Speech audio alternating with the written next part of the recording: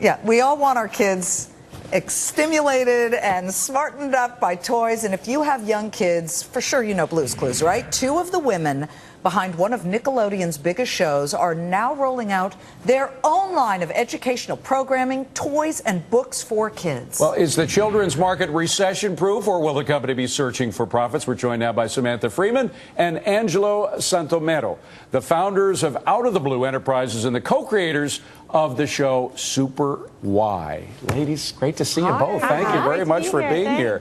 Angela, let me go to you first. How does this differ from what we've seen in the past on PBS and other kids shows? You know, we're really excited. It's an interactive show where kids are able to practice the key literacy skills as identified by the National Reading Panel. So it really is the first 3D animated series for PBS Kids where the kids are superheroes and then they're really actively practicing their literacy skills. Okay.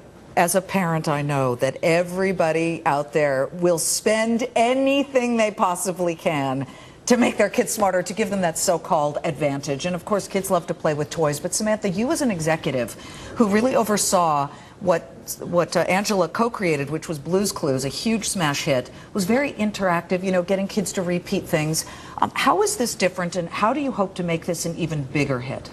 Yeah, well, the great thing about this show is that it's interactive, but to help teach you literacy skills. So we teach alphabet, spelling, vocabulary, and reading comprehension. And I think parents out there today, they're really looking for a good value. So what our toys do are they enable you to role play what you see on the show. You can play open-ended creative play, or you can practice and build your literacy skills while you're playing with the toys or watching the show or watching the DVDs.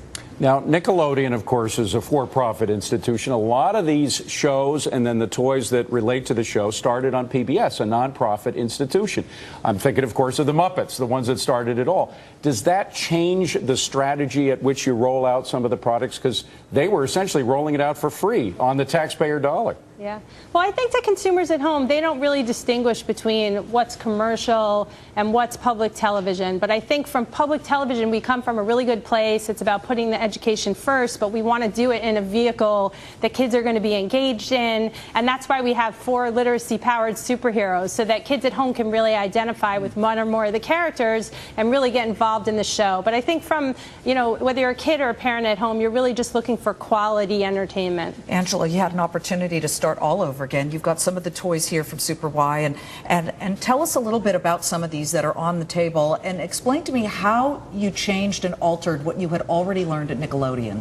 Well, it's so funny because Super Why was actually my master's thesis at Teachers College, Columbia University, before Blue's Clues. So it was kind of going back home a little bit to the show, because I really wanted to put reading and television and kind of merge the two and have kids really immersed in literacy and really be able to jump inside a book and see that adventure behind the words. So really what the toys do and what the program does is kind of handhold the kids throughout the process of just kind of immersing themselves in literacy. Alphabet, they need to know the alphabet, but then they can go to words, and then they can go to spelling, and so each one of our characters actually has those activities that you then can really practice on the toys, and you practice with that interactive model on TV. You've got some big competitors out there. I'm thinking Leapfrog, not to mention the 800-pound gorillas like Hasbro and Mattel, but you know, a name like Leapfrog, they focus on that stimulating of the mind.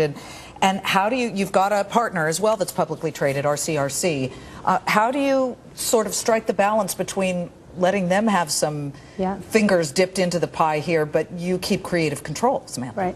Well, RC2's been a terrific partner in that they've really worked with us to create a unique combination of entertainment and educational content wrapped up together. So a lot of the toys that we have, they're like basic kinds of toys that you would see, action figures or toy computers, but now we have our characters that you see on the show overlaid on the toys. So it's really putting something special in something that's been a proven and popular classic toy format before. Let me just ask the question that we started with. Is this industry sort of recession-proof to both of you?